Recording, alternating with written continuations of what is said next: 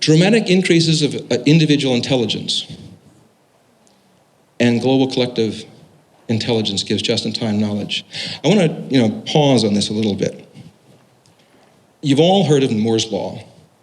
If you project Moore's Law out, way before 25 years, and then you project out that right now 25% of the world has access to internet. By the way, there's more people on internet in China than the entire population of the United States now. Wow. And just 10 years ago, as a conference in China, where we're going to do it. Wow. Right? We have 304 million people. They have over 325 million on internet now. And that's a small percentage. We're just beginning. But the point that I'm trying to make here is that if you take Moore's Law out and the growth of internet access, put those two things together, it's reasonable, very conservative to say, if those two assumptions are correct, that the majority of the world will have access to computer power equivalent to their own brain. So you have your duplicate your self-capability. Think of all the things that you do that are sort of trivial, but necessary. Like, you change an appointment, you gotta tell somebody. Your plane is late, you gotta tell somebody. So all these sort of mechanical things that could be done. We have created an autonomic nervous system to run those systems for our body so our brain can think. Imagine we do that for everybody's civilization so that the whole civilization can be automated that we don't need, so we all can be the leisurely priestly caste. Project that out another 25 years, i.e. 50 years from now, and you end up with 9 billion people having the equivalent access of computer power of 9 billion people.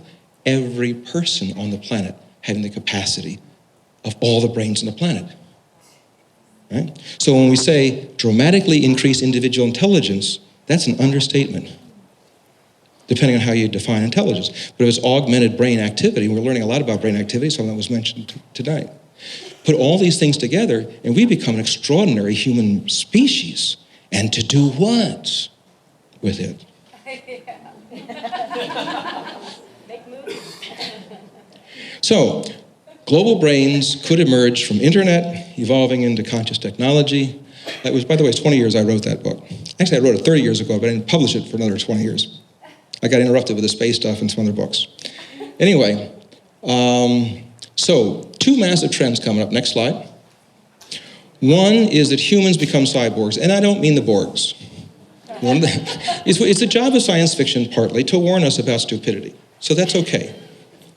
So we don't have to be that. I mean, every astronaut, every cosmonaut is a cyborg. When you get in a car and you drive, you're a cyborg, temporarily.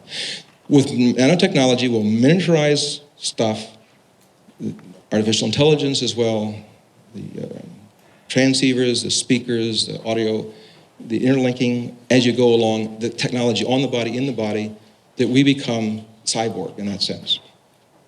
Next, the built environment becomes increasingly intelligent. That was alluded to already very well by Ed.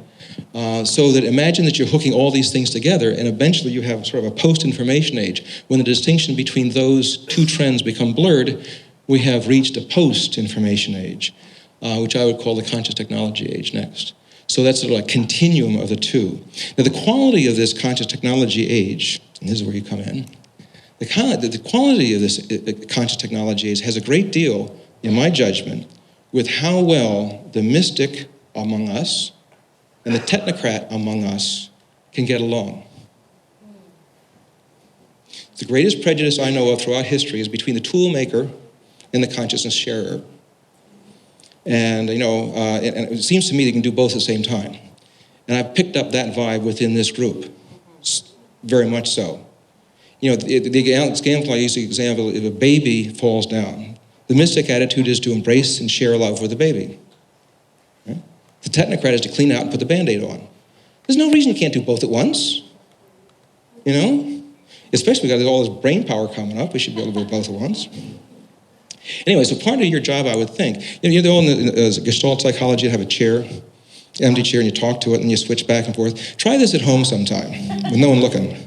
Have a chair and say, imagine that chair is the technocrat, and you're going to tell everything as a mystic to that technocrat. Then you walk over here, and you're a technocrat, and you're going to tell everything the mystic back and forth. You go back and forth until you have a harmony of conversation. I think that's going to be extremely important for whether or not this being is good or bad.